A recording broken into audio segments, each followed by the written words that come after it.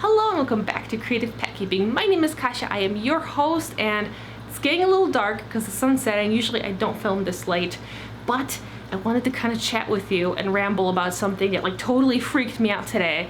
And I'm pretty sure I'm not the only one this happens to. So I was like, okay, let's just have a little moment and talk. Also, I finished cleaning all those tanks. I haven't set them up yet, so they're kind of empty right now, but they will be up and running soon.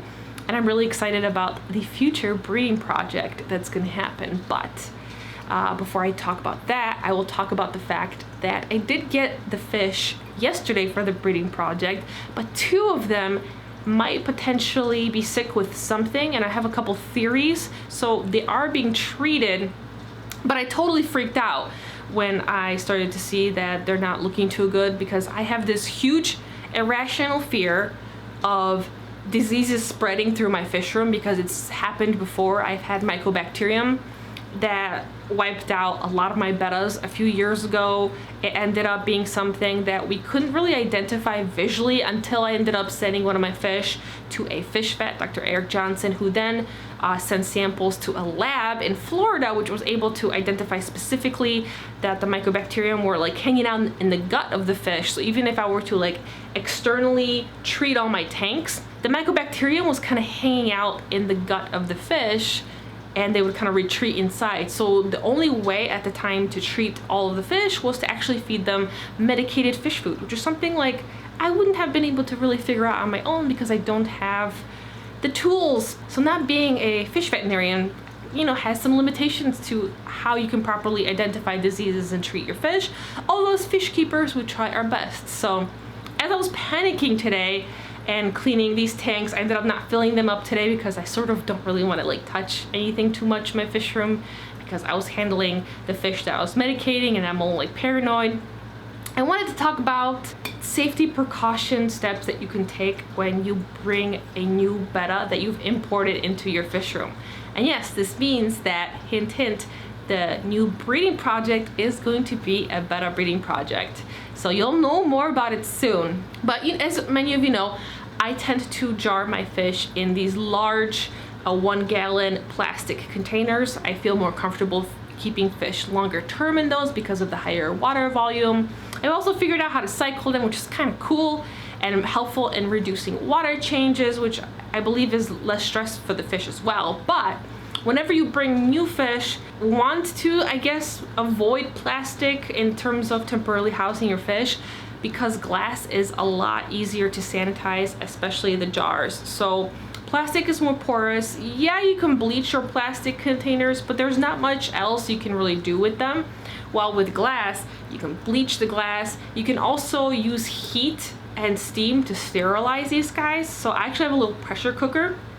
And what I would do is I would actually put these in the pressure cooker on the sterilized setting and actually use the super high heat to just nuke everything and sterilize these. So that way, if there was any sort of disease on these jars, I'm just gonna completely eradicate and destroy all of it. So currently, the two fish that potentially might be a little sick from their travels, they're not even in this room. They're in my living room and they're being quarantined far away. They're being medicated. I did get some other extra fish that are not showing any signs of illness, and they're in good shape, but they're also quarantined. They're in this fish room, but they're also separated in their own jars as well, and they're not near any other bettas. And I'm doing my best to make sure I properly quarantine these guys and handle everything and make sure that no disease spread. But that being said, I still got really paranoid today, and I spent most of my day kind of really freaking out and being really nervous. So yeah, I've been just kind of freaking out as I set things up, but hopefully, I'm really hoping that this is something I just caught so early, and overall the fish that are sick do have a healthy body. I just seen some twitching and some clamped fins, so I'm hoping that I correctly identified this the first time, and I'm hoping the treatment that I'm doing right now will work, but only time will tell. I'll have to wait. So you'll probably see those fish a little later. You'll see them in the unboxing, but I'm not really gonna film them until they get better because I don't really want to stress them out. The other fish that I got that are in good health, I'm probably gonna show them to you next week, so you'll be able to see them. So you'll start to see some of the potential fish that will be in my next betta breeding project, but not all of them at once. And you'll get to see all the updates. I'm gonna do the full betta breeding series as I always do, and there's also a lot of cool different things that are gonna happen this year that I'll have to explain in another video, and I don't want to spoil everything all at once. But I just kind of wanted to chat with you and let you know that even though, excuse me, oh my goodness, I did a little burp. Even though I'm making progress, the tanks are getting set up, the fish are here, the fish that are in good health are starting to get conditioned. Some of the fish that I already have that I want to potentially breed are also getting conditioned right now, so that's looking positive. I am a little freaking out about the potential of any disease, so we're handling it, but I don't know, I just sometimes, like, in my head, I have all these scenarios of like what can potentially go wrong, and I freak myself out a little bit. And I wonder if you guys do that to yourselves, or if you're like, meh, I'm just gonna, you know, medicate my fish to the best of my ability, and then I'll worry if things get worse and just kind of not think about it right now. I really kind of wish I could do that, but I'll be freaking out about these fish a little bit, taking the precautions that I can to make sure nothing spreads in my fish room, and hopefully within the next couple of weeks we're gonna have some exciting projects to share. But I just wanted to kind of chat with you.